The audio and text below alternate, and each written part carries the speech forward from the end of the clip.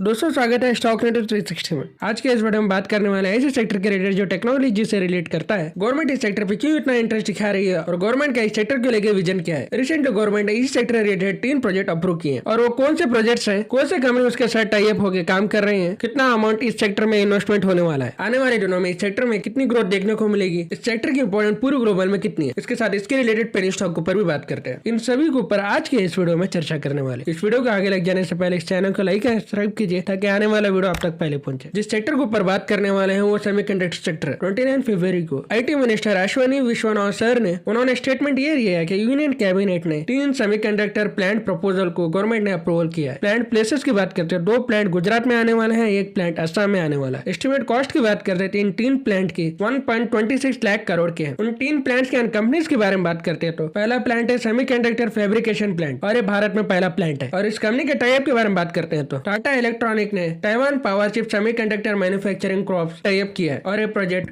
गुजरात डोलेरा में कंप्लीट हो रहा है। इसकी कॉस्ट की बात करते हैं तो इसकी कॉस्ट की बात करें 91,000 करोड़ इसकी कॉस्ट। दूसरा प्लांट जो गवर्नमेंट ने अप्रूव किया है Tata semiconductor assemble and test private limited, chips and assemble and testing, इन सभी के ऊपर प्लांट काम करने वाला है। इसकी प्लेस के बारे में बात करें, असम में प्रोजेक्ट बनने वाला है और इस प्रोजेक्ट का कॉस्ट 27,000 करोड़ का है। सीजी पावर कंपनी जापान रेनेस के साथ टाई अप करके सेमीकंडक्टर प्लांट गुजरात में प्लांट बनने वाला है। प्लांट का कॉस्ट 7,600 करोड़ का है। इस प्लांट की चिप प्रोड्यूसिंग क्वांटिटी के बारे में बात करते हैं तो आने वाले दिनों में इस प्लांट में 15 मिलियन चिप्स पर डे बनके तैयार होते हैं। सेमीकंडक्टर सेक्टर की इंपॉर्टेंट की बात करते हैं तो आज के इस दौर में सेमीकंडक्टर का टेक्नोलॉजी की बहुत ह्यूज अमाउंट ऑफ मात्रा में इसका इस्तेमाल होता है। इसकी यूजेस के बारे में बात करते हैं, ईवी में, टेलीकॉम में, डिफेंस, ऑटोमेटिव, कंज्यूमर इलेक्ट्रॉनिक यानी mobile, laptop, tab, camera, earphone, TV, fridge, AC, इन सभी में सेमीकंडक्टर का लार्ज अमाउंट ऑफ इस्तेमाल होता है। पूरे वर्ल्ड में सेमीकंडक्टर की डिमांड की बात करते हैं तो ताइवान ऐसा कंट्री है जो 50% सेमीकंडक्टर चिप्स वही प्रोड्यूस करता है। ताइवान और चाइना की रिलेशन बिगड़ने के बाद ताइवान इंडिया को एक रिसोर्सेज की तरह देख रहा है। सेमीकंडक्टर की डिमांड को टैकल करने के लिए चाइना के प्लेस में इंडिया एक ऐसा कंट्री है जो उसकी प्लेस ले सकता है। चाइना और ताइवान की रिलेशन के बिगड़ने के बाद इसकी और डिमांड सेमीकंडक्टर की बढ़ चुकी है, तो इस डिमांड को टैकल करने के लिए भारत एक ऐसा कंट्री है जो इस डिमांड को पूरा कर सकता है। अभी करंट इंडिया की सेमीकंडक्टर मार्केट के बारे में बात करते हैं, 23.2 बिलियन का मार्केट है। आने वाले सालों में यानी 2028 तक इंडिया का सेमीकंडक्टर मार्केट 18.2 बिलियन डॉलर का होने वाला है, यानी 2 गुना सेमीकंडक्टर मार्केट बनने का अनुमान है। Government policy and schemes and incentive के थ्रू इन सभी प्लांट्स को बैकबोन सपोर्ट कर रही है। गवर्नमेंट इंडिया की सेमीकंडक्टर मार्केट को आने वाले दिनों में ग्लोबल मार्केट में हब बनाने वाली है। ग्लोबल मार्केट में अमेरिका, यूरोपियन कंट्री, चाइना के प्लेस में भारत को देख रहे हैं। इससे सेमीकंडक्टर मार्केट में अच्छी खासी ग्रोथ देखने को मिलेगी, ना सिर्फ भारत में बल्कि पूरे ग्लोबल में अच्छी खासी ग्रोथ देखने को मिलेगी। इंडिया ही एक ऐसा कंट्री है जो सेमीकंडक्टर की डिमांड्स को पूरा कर सकता है या सेमीकंडक्टर के शॉर्टेज को पूरा कर सकता है। आगे शेयर प्राइस के ऊपर बात करते हैं। शेयर प्राइस के भाव की बात करें, इसका भाव 96.65 पैसे पे चल रहा है। कंपनी के 5 साल की रिटर्न की बात करते हैं तो इस कंपनी ने 5 साल में 350.58% के रिटर्न दिए हैं। 1 साल की रिटर्न की बात कर रहे हैं, इस कंपनी ने 1 साल में 65.86% के रिटर्न दिए हैं। इस कंपनी के रिटर्न में 5 साल और 1 साल में अच्छी खासी बढ़ोतरी देखने को मिली है। सेमीकंडक्टर का मार्केट अभी शुरुआती है, आने वाले दिनों में इस सेक्टर में और ज्यादा ग्रोथ देखने को मिलेगी। आगे सीजीआर ग्रोथ की बात करते थे, शेयर ने 10 साल में 35% के रिटर्न दिए, वही 5 साल में शेयर ने 27% के रिटर्न देखने को मिले। 3 साल की सेल्स की रिटर्न की बात करते हैं, 3 साल में 26% के रिटर्न देखने को मिले। 5 साल और 3 साल में सीजीआर सेल्स में कटौती देखने को मिली है। और टी-टाइम सेल्स की बात करें, टी-टाइम सेल्स में बढ़ोतरी देखी गई है। कंपनी की टी-टाइम सेल्स में 50% की बढ़ोतरी देखने को मिली है। सीजीआर प्रॉफिट के बारे में बात करते हैं, 10 साल में 11% का प्रॉफिट देखा गया, वही 5 साल में 20% की प्रॉफिट देखने को मिली, यानी 5 साल में सीजीआर प्रॉफिट में यानी कंपनी की कमाई में बढ़ोतरी देखने को मिली है। 3 साल की प्रॉफिट के बारे में बात करते हैं, 3 साल में 30% की बढ़ोतरी देखने को मिली है। टी-टाइम प्रॉफिट के बारे में बात करें, टी-टाइम प्रॉफिट में अच्छी खासी बढ़ोतरी देखने को मिली है, यानी 86% की कंपनी की कमाई में बढ़ोतरी देखने को मिली है। आगे प्रॉफिट एंड लॉस के ऊपर बात करते हैं। कंपनी के सेल्स के ऊपर बात करते हैं तो रिसेंटली दिसंबर क्वार्टर का रिजल्ट भी आ चुका है, तो उसके ऊपर बात करते हैं। पिछले सितंबर क्वार्टर की बात करें, पिछले सितंबर क्वार्टर में 78.85 करोड़ की बढ़ोतरी देखने को मिली है। 2023 के दिसंबर क्वार्टर के बारे में बात किया, यानी रिसेंटली रिजल्ट आया क्वार्टर के बारे में बात करते हैं, 89.63 करोड़ की बढ़ोतरी देखी गई है। पिछले क्वार्टर से आपके क्वार्टर की बात करते हैं, 10 करोड़ के अधिक से बढ़ोतरी देखने को मिली है। कंपनी की ईयरली सेल्स देखते हैं तो कंपनी के ईयर सेल्स में लगातार बढ़ोतरी देखने को मिली है। 2019 से 2023 तक लगातार सेल्स में बढ़ोतरी देखने को मिली है। मार्च 2023 की सेल्स के बारे में बात करें, 198 करोड़ की बढ़ोतरी देखने को मिली है। वही टी-टाइम सेल्स में 2 गुना की सेल्स में बढ़ोतरी देखी गई, यानी 272 करोड़ की बढ़ोतरी देखने को मिली है। कंपनी के ओपीएम के बारे में बात करते हैं, यानी मार्जिन के बारे में बात करते हैं तो 2021 से कंपनी के मार्जिन में भी बढ़ोतरी देखने को मिली है। कंपनी का ओपीएम देखते हैं तो 2022 में 15% की बढ़ोतरी देखी गई थी, वही 2023 से कंपनी के ओपीएम में गिरावट देखने को मिली है, यानी 13% का कंपनी का ओपीएम देखा गया है। पिछले क्वार्टर से आपके क्वार्टर में कंपनी के मार्जिन में 2% की घटोती देखने को मिली है। कंपनी के नेट प्रॉफिट की बात करते हैं, यानी कंपनी की कमाई की बात करें, 2019 से कंपनी की कमाई में कुछ खास बढ़ोतरी नहीं देखी गई है। पर 2021 के बाद कंपनी के प्रॉफिट में बढ़ोतरी देखने को मिली है। कंपनी की कमाई माइंड वाइज देखते हैं तो 2022 में 6 करोड़ की बढ़ोतरी देखने को मिली। वही 2023 में भी कंपनी की कमाई 6 करोड़ की ही देखने को मिली। यानी कंपनी ने 2022-2023 में कॉन्स्टेंटली अपना नेट प्रॉफिट रखा है। टीटीएम नेट प्रॉफिट के बारे में बात करें, टीटीएम नेट प्रॉफिट में भी अच्छी खासी बढ़ोतरी देखने को मिली है। यानी टीटीएम प्रॉफिट में 11 करोड़ की बढ़ोतरी देखने को मिली है। आगे कंपनी की रिजर्व देखते हैं तो कंपनी के रिजर्व 2019 से लगातार रिजर्व में बढ़ोतरी देखने को मिली है। कंपनी के रिजर्व में वाइंड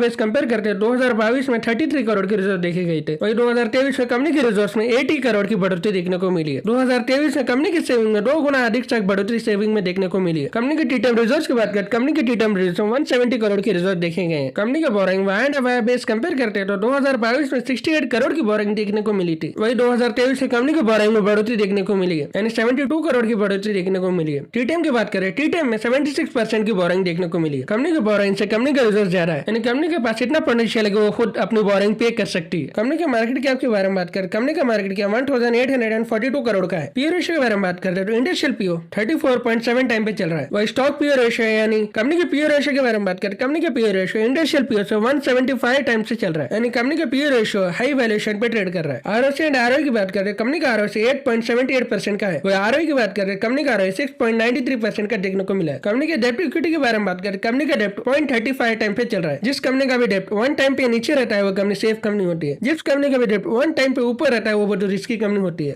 कंपनी की डिविडेंड के बारे में बात करें, कंपनी ने अभी तक किसी को भी डिविडेंड पे नहीं किया है, यानी कंपनी का डिविडेंड 0 है। जिस स्टॉक के ऊपर बात करते आ रहे हैं, स्टॉक का नाम मोस्ट चिप टेक्नोलॉजी लिमिटेड है। आगे टेक्निकल एनालिसिस के ऊपर बात करने से पहले यहाँ कोई बाई एंड सेल रिकमेंडेशन नहीं है, सिर्फ आपके एजुकेशन नॉलेज पर्पस के लिए। मोस्ट चिप की शुरुआत की बात करें, मोस्ट चिप की शुरुआत 1999 में हुई और ये company USA and Indian based company है। Most chip technology limited semiconductor and system design service company है। कंपनी की फोकसिंग प्रोडक्ट के बारे में बात करें, turnkey, ASICS, mixed signal IP, semiconductor and product engineering, IoT solutions. Most chip के product using industries के बारे में बात करते हैं तो aerospace, defence, consumer, electronic, automotive, medicals and networking and telecommunication, इन सभी में इसके प्रोडक्ट यूज होते हैं। और एक कंपनी सर्विस बेस के ऊपर काम करती है। सर्विस ऑफरिंग के बारे में बात करें, सेमीकंडक्टर, सिस्टम, IoT, कंपनी इन 3 प्रोडक्ट को अपनी सर्विस ऑफर करती है। सेमीकंडक्टर सर्विस ऑफरिंग के बारे में बात करते हैं तो turnkey, analog, digital, mixed signal, ASIC, IP design service, इन सभी में leading semiconductor design service company provide करती है। और एक कंपनी अपनी सेमीकंडक्टर सर्विस पूरे ग्लोबल में प्रोवाइड करती है। सिस्टम सर्विस के बारे में बात करते हैं, electronic design service, embedded platform service और दीगर वेरियस डोमेन्स में अपनी सर्विस प्रोवाइड करती है। IoT यानी इंटरनेट ऑफ थिंग्स सर्विस के बारे में बात करते हैं तो industry application, building, home automation, variable medical device, asset monitoring solutions and light controls, इन सभी सेक्टरों में IoT सर्विस का इस्तेमाल होता है। कंपनी के रेवेन्यू के बारे में बात कर रहे हैं, एक्सपोर्ट से 47% रेवेन्यू जनरेट होता है, 53% डोमेस्टिक से। कंपनी के ऑपरेटिंग लोकेशन की बात करते हैं, यानी हेडक्वार्टर के बारे में बात करें, Hyderabad, Bengaluru, USA, silicon valley में, इन 3 जगह में कंपनी का हेडक्वार्टर है। सेगमेंट वाइज रेवेन्यू के बारे में बात करें, सेमीकंडक्टर एंड प्रोडक्ट अकाउंटेड से 88% का रेवेन्यू जनरेट होता है, वही embedded service and product accounted से 12% का रेवेन्यू जनरेट होता है। कंपनी ने 2022 में हाई स्पीड